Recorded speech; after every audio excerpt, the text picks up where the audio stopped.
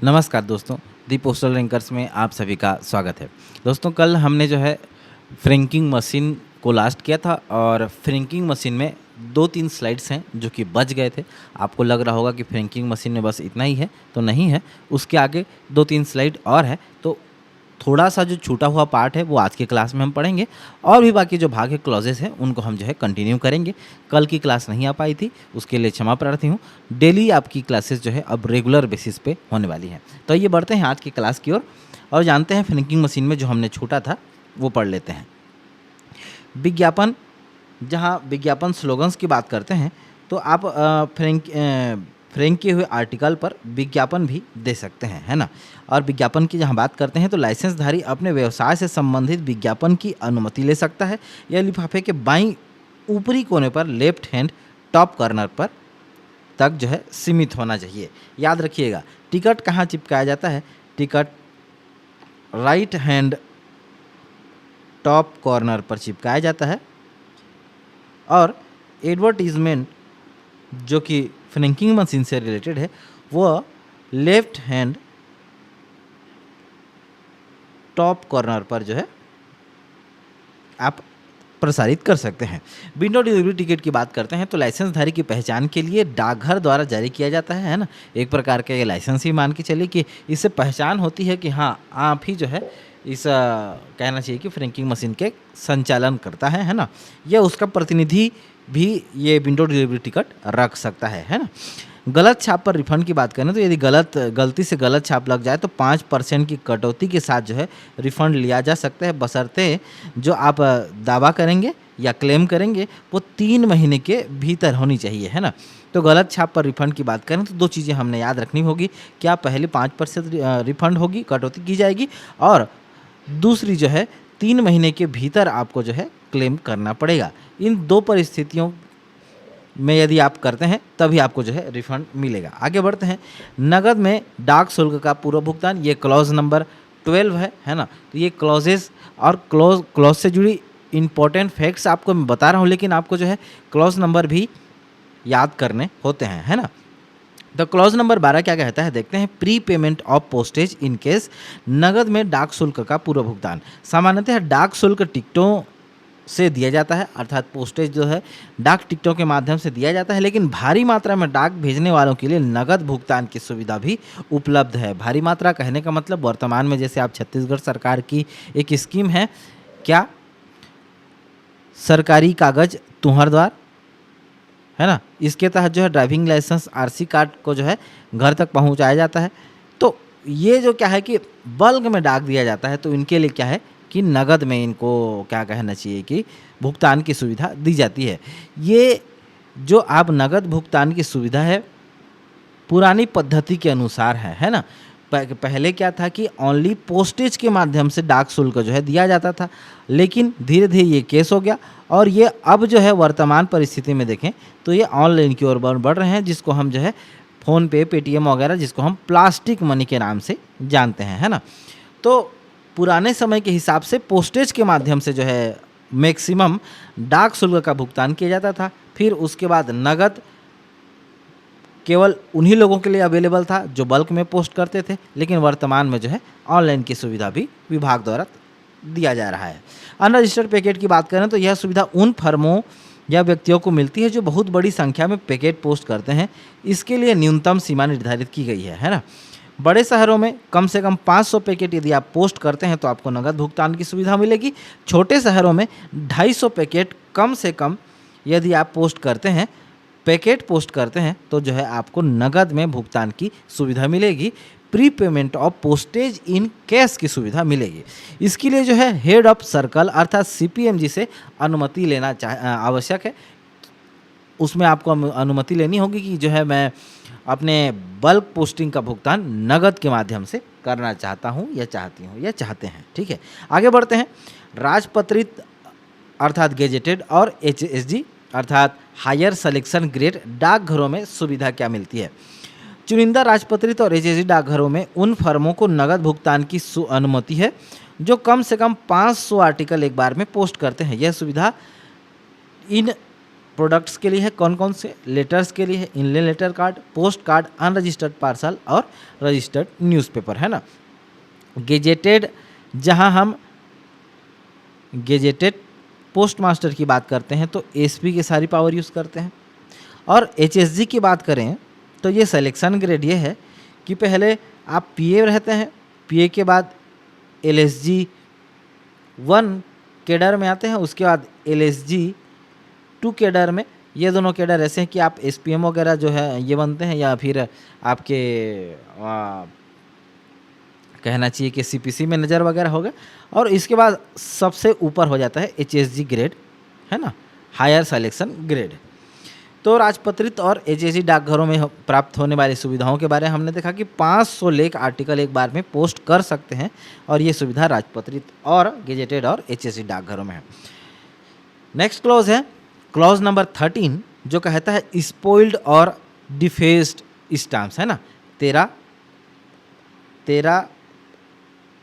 खराब, ऐसा कुछ सिंक्रोनाइज करके आप जो है ये क्लॉज याद रख सकते हैं, तेरा खराब, है ना, तेरा खरा, ऐसा करके। अमान्य टिकट की बात करते हैं, इनवैलिड स्टैम्प्स की बात करते हैं, तो निम्न प्रकार के टिकटों का उपयोग डाक शुल्क के भुगतान के लिए नहीं किया जा सकता। किन किन टिकटों का नहीं किया जा सकता देखते हैं।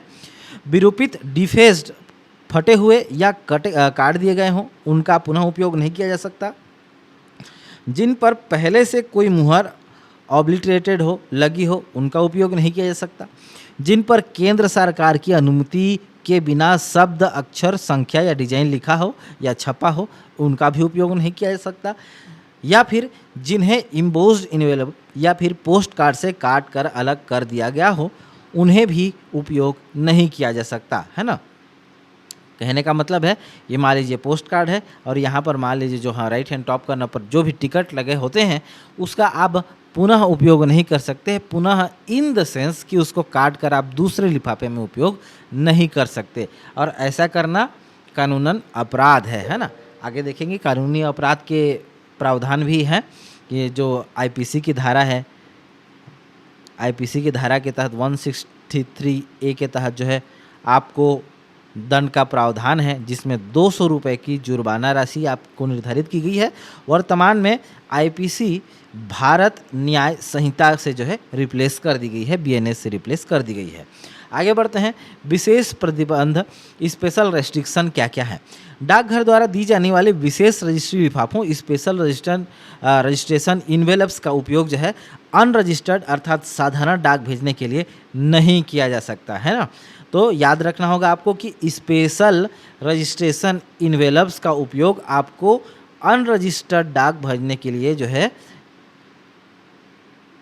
उपयोग नहीं किया जा सकता। महत्वपूर्ण अपवाद की बात करते हैं, इंपॉर्टेंट एक्सेप्शन क्या क्या है देखते हैं। छिद्रण, टिकटों पर छोटे छिद्र के माध्यम से संस्था के शुरुआती अक्षर, इनिशियल या फिर पहचान का निशान बनाया जा सकता है। वर्तमान में आप देखते होंगे कि छिद्रों के माध्यम से जो है एक टिकट से दूसरे टिकट को अलग किया जा सकता है, तो ऐसे छिद्र जो है बनाए जा सकते हैं। शर्त, ये छिद्र जो है, कंडीशन क्या है, ये छिद्र इतने छोटे होने चाहिए कि टिकट का मूल्य अर्थात वैल्यू और देश का नाम, कंट्री ऑफ ओरिजिन जो है साफ साफ दिखता रहे, है ना। दो चीज़ें यहाँ पर दिखना आवश्यक है, तभी आप टिकट पर इसी प्रकार से छेद कर सकते हैं कि दो चीज़ें अति आवश्यक रूप से दिखें। पहला तो है मूल्य और दूसरा कंट्री ऑफ ओरिजिन अर्थात देश का नाम, जहाँ से जो है जिस देश ने इस टिकट को जारी किया है। दंडात्मक नियम की बात करते हैं, पेनल प्रोविज़न की बात करते हैं, तो यदि कोई व्यक्ति सरकार को नुकसान पहुँचाने के इरादे से पुराने इस्तेमाल किए गए टिकट का दोबारा उपयोग करता है तो यह आप आईपीसी के तहत जो है दंडनीय अपराध है। आईपीसी के कौन से सेक्शन, सेक्शन 163A, ठीक है। नेक्स्ट आर्टिकल है, नेक्स्ट क्लॉज है क्लॉज नंबर 14, काल्पनिक या नकली डाक टिकट, है ना। देखते हैं प्रतिबंध क्या है इस पर। किसी भी उद्देश्य के लिए नकली या काल्पनिक डाक टिकट बनाना या उनका उपयोग करना पूरी तरह से जो है वर्जित है। किसके अनुसार, क्लॉज नंबर 14 के अनुसार। इसके लिए कानूनी दंड का प्रावधान है, लीगल पनिशमेंट का प्रावधान है। क्या है देखते हैं। ऐसा करना भारतीय दंड संहिता इंडियन पिनल कोड की धारा 263A, मैंने पीछे आपको 163A का बोल दिया था, 263A के तहत जो है दंडनीय अपराध है ना। और इसके तहत आपको कितने की जुर्माना है, 200 रुपये का जुर्माना आपको देना होता है ना। अपवाद एक्सेप्शन देखते हैं, कहाँ अनुमति है। केवल विशेष परिस्थितियों में डाक टिकटों के पुनरुत्पादन रिप्रोडक्शन की अनुमति आपको दी जाती है। किन किन परिस्थितियों में देखते हैं। फिलाटेलिक पब्लिकेशन, टिकट संग्रह से जुड़ी किताबों या फिर पत्रिकाओं के लिए आप जो है इन टिकटों का पुनः उत्पादन कर सकते हैं, रिप्रोडक्शन या फिर कॉपी कर सकते हैं।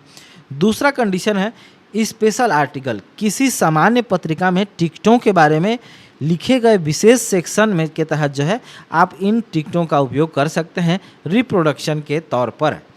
पुनरुत्पादन की शर्त देखते हैं। कंडीशन फॉर रिप्रोडक्शन, यदि टिकट की फोटो या छाप कहीं छपनी है तो वह केवल काले और सफ़ेद रंग में होनी चाहिए, ब्लैक एंड वाइट में होनी चाहिए। रंगीन छपाई की अनुमति नहीं है। रंगीन छपाई केवल विभाग ही कर सकता है, ना कि आप जो कि पुनरुत्पादन कर रहे हैं, रिप्रोडक्शन उसका कर रहे हैं, है ना। नेक्स्ट क्लॉज है क्लॉज नंबर 15 जो कहता है पैकिंग के बारे में।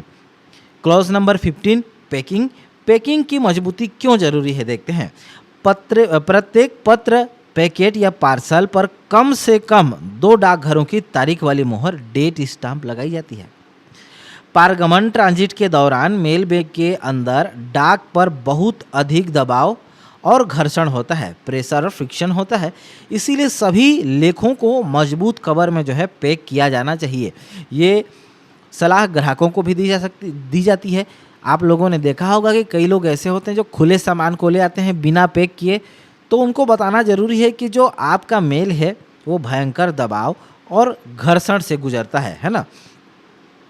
डाकघर नाजुक वस्तुओं, फ्रिजाइल आर्टिकल की सुरक्षा के लिए कोई विशेष सावधानी नहीं बरतता है ना। आप लोगों ने देखा होगा किस प्रकार से डाक उतरता है, तो उसी को मद्देनज़र रखते हुए डाकघर नाजुक वस्तुओं की सुरक्षा के लिए कोई विशेष सावधानी नहीं बरतता है ना। इसीलिए आपको उस हिसाब से ही अपने मेल भेजने चाहिए। वैक्स क्लॉथ का उपयोग देखते हैं। यदि सुरक्षा के लिए वैक्स क्लॉथ, मोमी कपड़ा का उपयोग किया जाता है तो इसे आंतरिक कवर, इनसाइड कवर के रूप में इस्तेमाल करना चाहिए। क्यों? क्योंकि वैक्स क्लॉथ के ऊपर डाक टिकट और डाक की मोहरें ठीक से नहीं छपती, क्योंकि ये मोम है भाई। इसीलिए इसके ऊपर एक मजबूत कागज़ चिपका होना चाहिए ताकि मोहरें और छाप स्पष्ट रूप से दिखाई दे। सुरक्षा नियम की बात करते हैं, सेफ्टी रूल्स की बात करते हैं। पैकिंग इस तरह से होना चाहिए कि उसमें कोई नुकीला हिस्सा ना हो, शार्प एज ना हो, ताकि डाक कर्मचारियों को चोट और दूसरे डाक को खराब होने से बचाया जा सके। क्विक रिवीजन देखते हैं। मिनिमम स्टाम्प, कम से कम 2 डाकघरों की मुहर तो लगनी ही चाहिए। ये परीक्षा में पूछा जाता है किसी भी आर्टिकल पर कितने डाकघरों की मुहरें लगनी चाहिए, स्टाम्प से लगनी चाहिए, तो 2 डाकघरों की मुहरें आपको लगानी अति आवश्यक है। हमेशा इनसाइड कवर के रूप में ही उपयोग करना चाहिए वैक्स क्लॉथ का। शार्प एज सख्त मना है। और फ्रेजाइल आर्टिकल की बात करें तो विभाग इसके लिए कोई विशेष सावधानी नहीं अपनाता और जिम्मेदारी नहीं लेता, है ना। नेक्स्ट क्लॉज है क्लॉज नंबर 16 जो बताता है हमें सीलिंग के बारे में, है ना। इसको ऐसे याद रख सकते हैं आप, 16 और 100 से सीलिंग, ठीक है।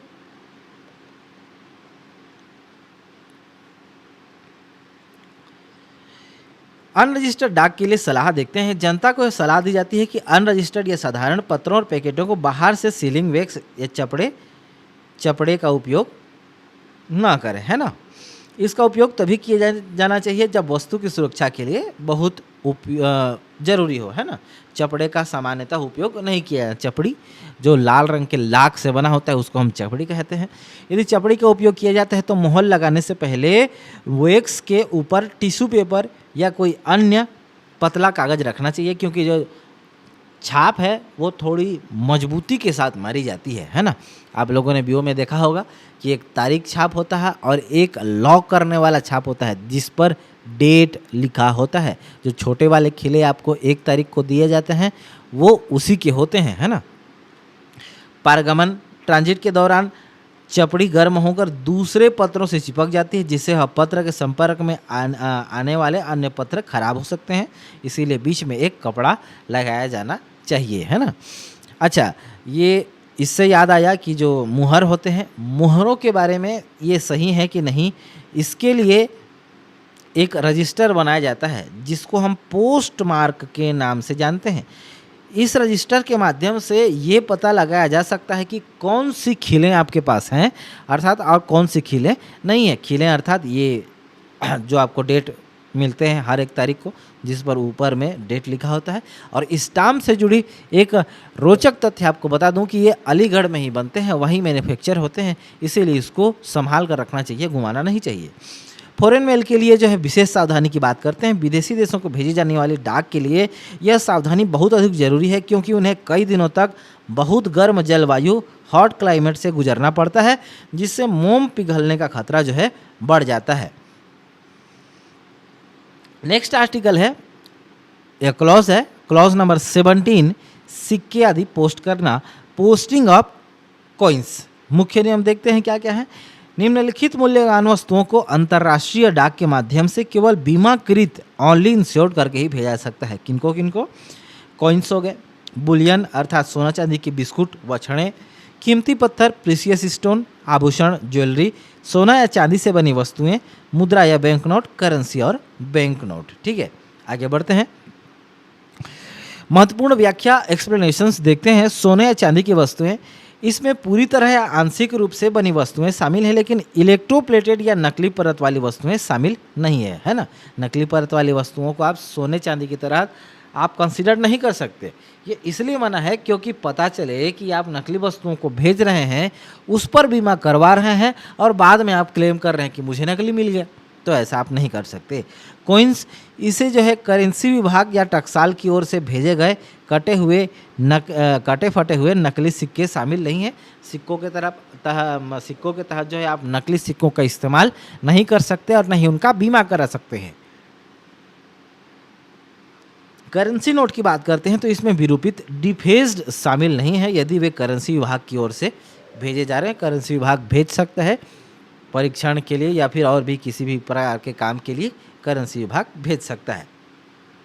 आभूषण, इसमें ऐसी घड़ियां शामिल हैं जिसके केस या फिर बॉडी पूरी तरह या मुख्य रूप से चांदी या प्लेटिनम के बने हों। घड़ी के खोल यदि चांदी या प्लेटिनम के बने हों तो उसे हम ज्वेलरी के तहत कंसिडर करेंगे और उसी प्रकार से उस पर जो है बीमा और बीमा के क्लेम संबंधित नियम जो है लागू होंगे, है ना।